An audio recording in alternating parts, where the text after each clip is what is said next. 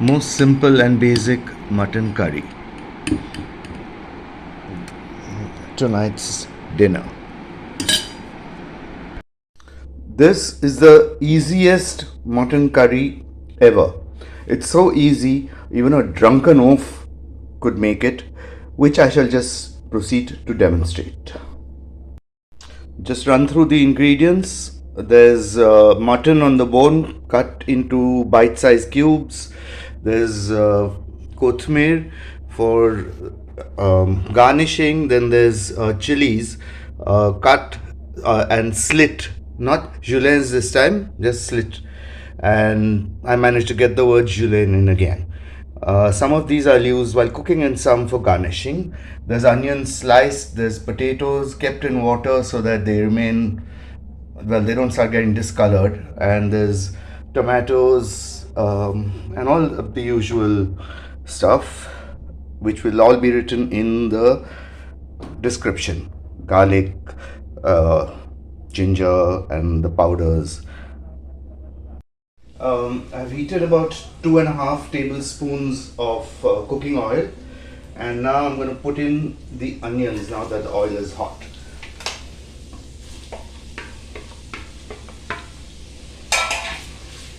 And I'm going to let them brown a little bit. So it's going to take a few minutes to do that, and I'll just add some color in this. The onions and the drink have got some color, so I'm going to add some of the green chilies. I'll add some later with the garnish. And we'll just let it brown a little bit more. This is all being done on a high flame.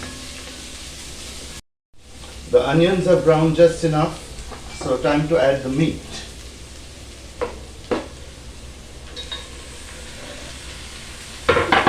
Now this is a crucial part, how much you bunao the meat.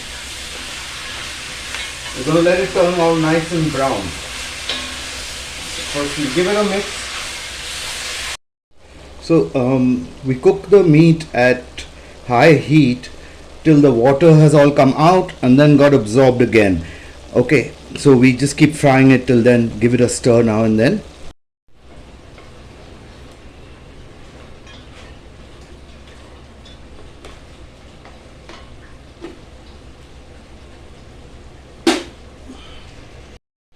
Okay, now the water has pretty much evaporated.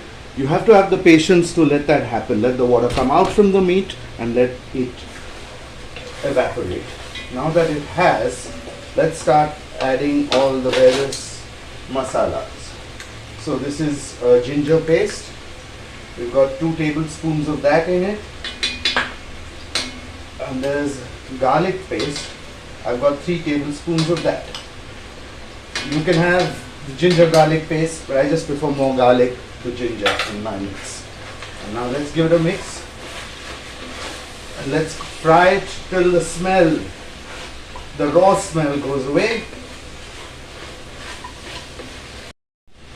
The raw smell has gone now, so let's add the powdered masalas.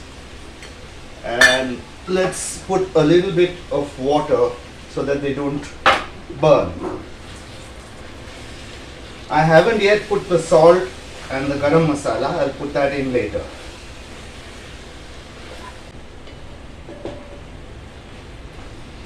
Yeah. And now we'll add the tomatoes.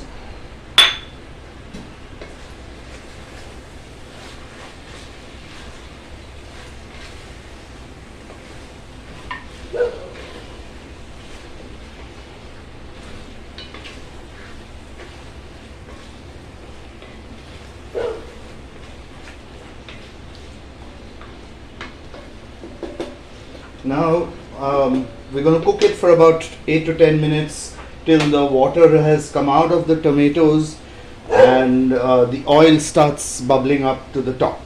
Gives me enough time to mix myself another drink. She thinks all this was for her. Well, she'll get a bit, but Back after about 5 minutes. Nicely, our pot is boiling away. The tomatoes have released their water. The oil is beginning to bubble up. So, time to add the last of the powdered masala. That's the salt and the garam masala. Give it a mix.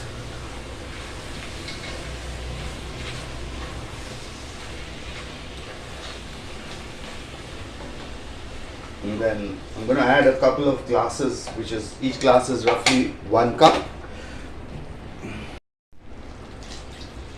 And I'm going to let it boil.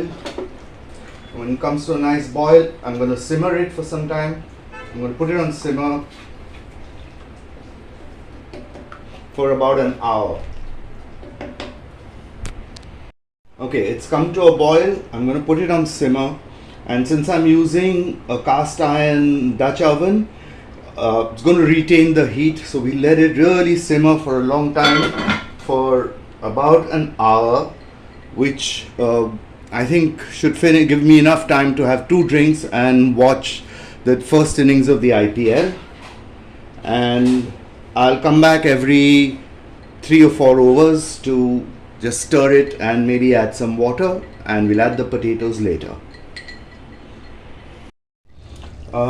It's about 45 minutes. CSK are at the end of their innings, and what I'm going to do is pop the potatoes in now. And hopefully in about 15-20 minutes I'll come back and potatoes will be done, and hopefully the meat will be done too.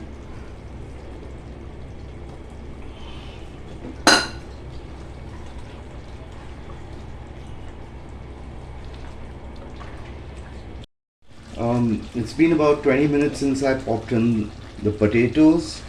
CSK has finished their batting. I've finished my drink, and the meat and potatoes seem nicely cooked. I'm just going to reduce it a bit because I want to have it with pao. If I was having it with rice, then I'd go with this. Okay, so we're all done now, and I'm going to just put the garnish in, stir it up.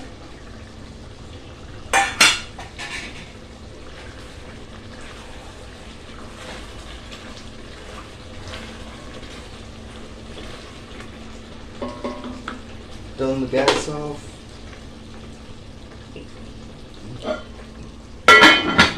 Cover it. I'll have a drink or two and watch a bit of cricket and be back.